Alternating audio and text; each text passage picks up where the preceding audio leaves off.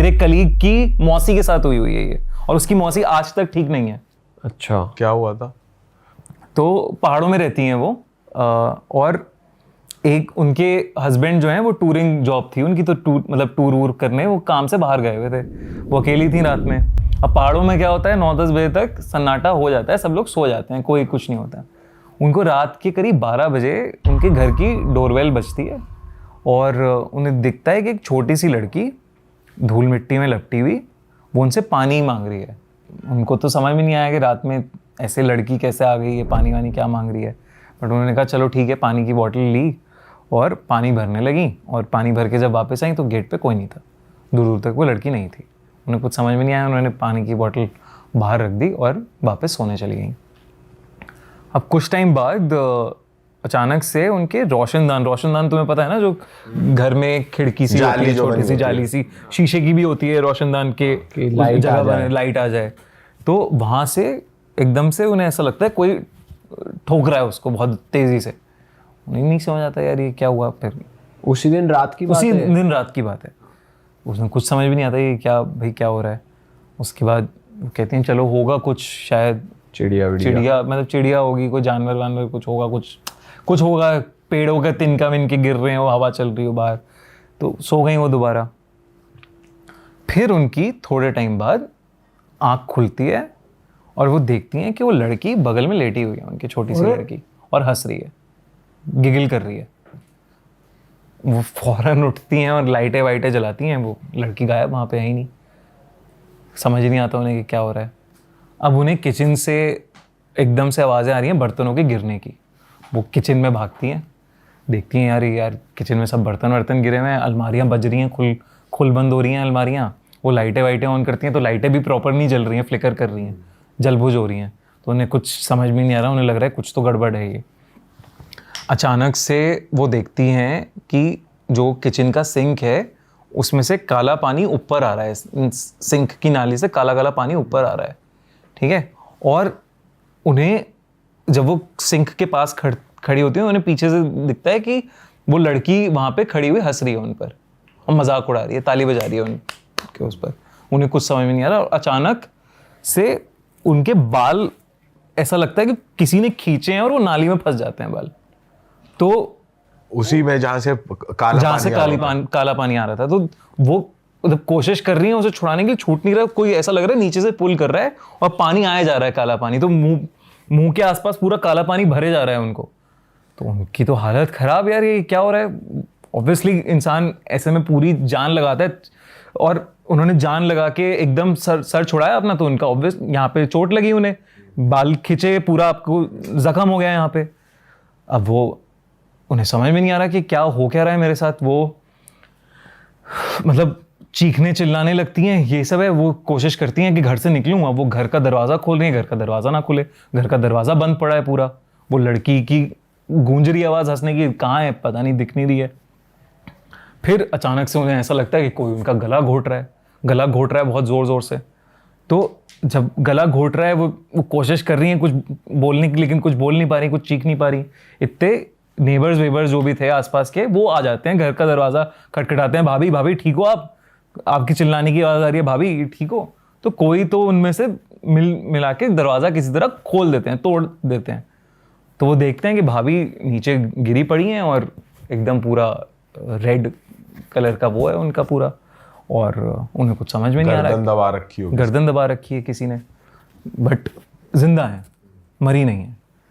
उसके बाद ये सब इंसिडेंट जब होता है, वो उस दिन तो वो चली जाती हैं, वो सब लोग आ गए, तो कुछ उसके बाद हुआ नहीं उनको।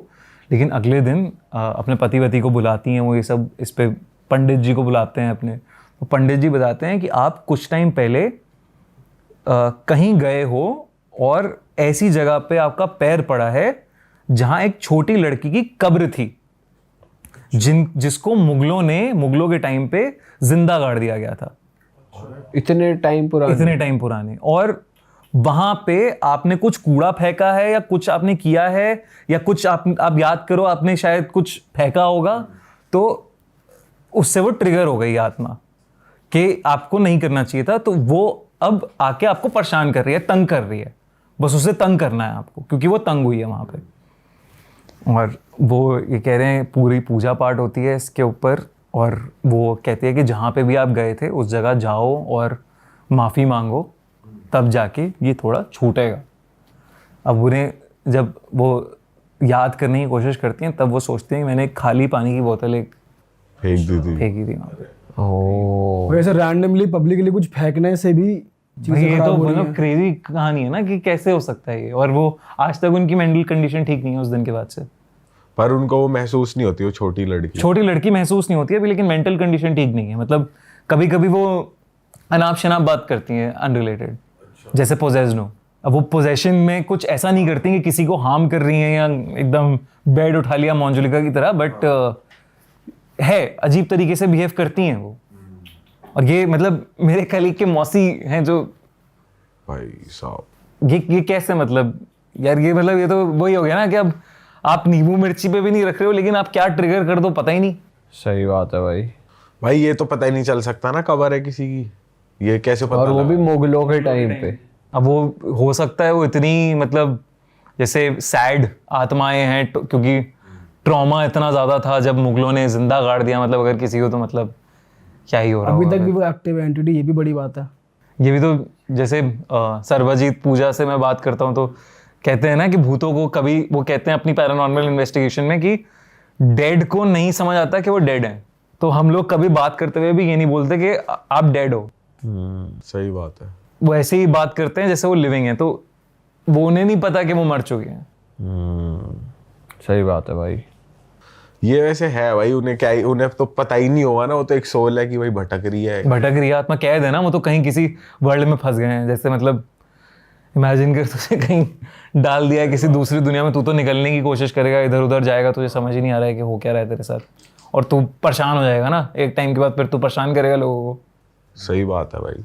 तभी ये और जितना- खासकर जब ऐसी मौत मिले कि भाई तुम्हें जिंदा दफना दिया गया, तो भाई फिर तो तुम्हारी कितनी चीजें अधूरी रह जाती है, तो वही चलती रहती है फिर भाई, ये नहीं हो पाया, वो नहीं हो पाया। हाँ यही, जैसे अब ये मुंजा का जो कॉन्सेप्ट है, मुंजा में भी तो सेम ही कॉन्सेप्ट है ना कि आपका बच्चे की, आपका जनेयू होता है ब्राह्मण में, जैसे कहते हैं ना जनेयू धागा वागा बनता है, तो नॉर्थ में उसे ब्रह्म राक्षस कहते हैं, वहाँ पे नीचे महाराष्ट्र में उसे मुंजा कहते हैं। तो यही कॉन्सेप्ट है कि आप अगर उस टाइम पे मरे हो, जब आपका जनेयू है उसके 10 दिन के अंदर मर गए हो, तो आप की आत्मा रिवेंजफुल मोड में आ जाती है कि मुझे मार दिया गया है, और आप ब्रह्म राक्षस बन जाते हो। और ब्रह्म राक्षस और मुंजा को अगर आपको कहीं किसी तरह रोकना है तो आप पीपल के पेड़ से उनकी आत्मा अटैच कर देते हो, और धागे बंधे होते हैं। तुमने देखा होगा कि पीपल के पेड़ में बहुत सारे धागे बंधे होते हैं, तो आप, और कहते हैं भाई ना पेशाब नहीं करना चाहिए, पीपल के पेड़ पे जाके कुछ मतलब फालतूगिरी नहीं करनी चाहिए, ये सब नहीं करना चाहिए। तो अब यही कहते हैं कि बड़े सारे लोगों में मतलब ब्रह्म राक्षस और मुंजा चढ़े हुए हैं। ये तो बहुत कॉमन है कि मुंजा आ जाता है, शैतानी करता है आपके साथ, तंग करता है आपको, चढ़ जाता है आपके पीछे अगर आपने कुछ वहां पे कर दिया जाने अनजाने में। अरे वाह, आपने ये वीडियो यहाँ तक देख ली भाई, तुमने हमारी मेहनत सफल कर दिया। तुम ही लोग हो असली रियल हिट। और अगर आपको बहुत मजा आ रहा है ऐसी क्लिप्स में, ऐसी वीडियोस में, तो फटाफट जाइए प्लेलिस्ट पे बिंज वॉच कीजिए और सारी वीडियोस देख डालो और मौज काटो। That is it. हम मिलेंगे नए पॉडकास्ट में, नई क्लिप में। Till then bye bye, see you, take care, do subscribe. Best of Real Talk Online. Okay, bye bye.